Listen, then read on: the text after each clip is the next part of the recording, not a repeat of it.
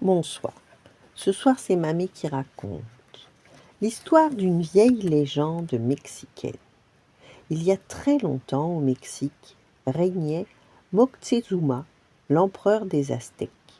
À l'égal d'un dieu, il était craint et admiré par son peuple. Tous ceux qui l'approchaient devaient être pieds nus. L'empereur prenait seul ses repas derrière un écran d'or et vivait dans un luxe absolu. Moctezuma avait de nombreuses filles qui étaient élevées humblement. Elles apprenaient, comme toutes les petites Aztèques, à filer et à travailler à l'école du temple. Une des filles de l'empereur s'appelait Iztaccíhuatl, ou Ixtla pour les amis. Elle était non seulement très belle, mais aussi très courageuse et intelligente. Un jour, alors qu'elle se promenait avec ses suivantes dans les jardins flottants de la ville, elle aperçut une scène qui l'intrigua. De jeunes garçons d'une quinzaine d'années rivalisaient pour faire tomber des statuettes d'un dieu fixées en haut d'un mât enduit de graisse.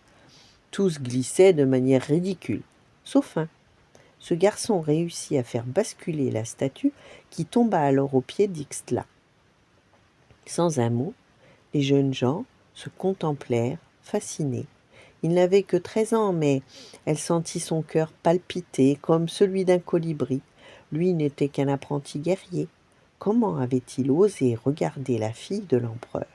Quoi qu'il en soit, Popocatépetl, car c'était son nom, tomba amoureux à en mourir. Le soir de cette rencontre, il escalada la muraille du palais pour atteindre la volière où Ixtla se rendait chaque soir. Là, il confia au bel oiseau Quetzal un message d'amour pour sa bien-aimée. De sa fenêtre, elle lui répondit : « Ton audace me séduit, cœur valeureux, mais il te faudra prouver ta bravoure pour obtenir ma main. » Dès lors, le jeune garçon n'eut plus qu'une seule idée en tête : devenir le meilleur guerrier de l'Empire. Pendant des lunes et des lunes, Popocatépetl s'entraîna au maniement de l'épée tranchante. Il rêvait de bataille, de gloire et commençait à s'impatienter. Quand pourrais-je montrer mon courage à l'empereur ? Il n'eut pas longtemps à attendre. 3 jours plus tard, il dut partir en guerre contre une tribu voisine. Lors de cette bataille, Popocatépetl fut brave et fit ses preuves. La coutume voulait que les Aztèques ne tuent pas leurs ennemis sur place, mais les ramènent vivants pour les sacrifier au dieu Huitzilopochtli. Le jeune homme revint avec 8 prisonniers. C'était un grand exploit.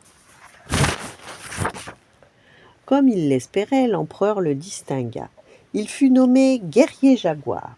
Vêtu d'une peau de jaguar, un bouclier en plumes vertes et turquoise à la main, il se précipita chez l'empereur pour demander la main de sa fille. Face à tant de bravoure, Moctezuma s'inclina. La cérémonie de mariage fut grandiose. Ixtla était resplendissante, avec des bracelets de plumes rouges ornant ses jambes et ses bras. Vêtu d'or, Popocatépetl agitait un sublime éventail en plumes de colibri.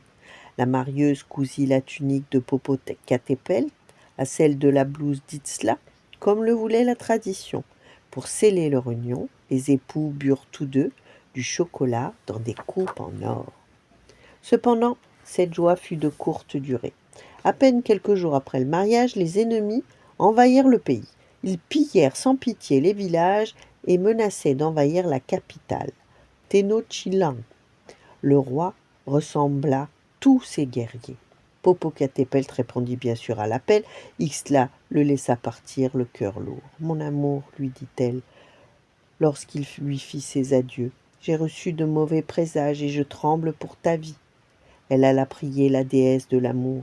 « Je ne donnerai rien à ce dieu qui aime recevoir le sang des guerriers, mais toi, déesse, accepte mon offrande et préserve celui que j'aime. » La bataille fut terrible.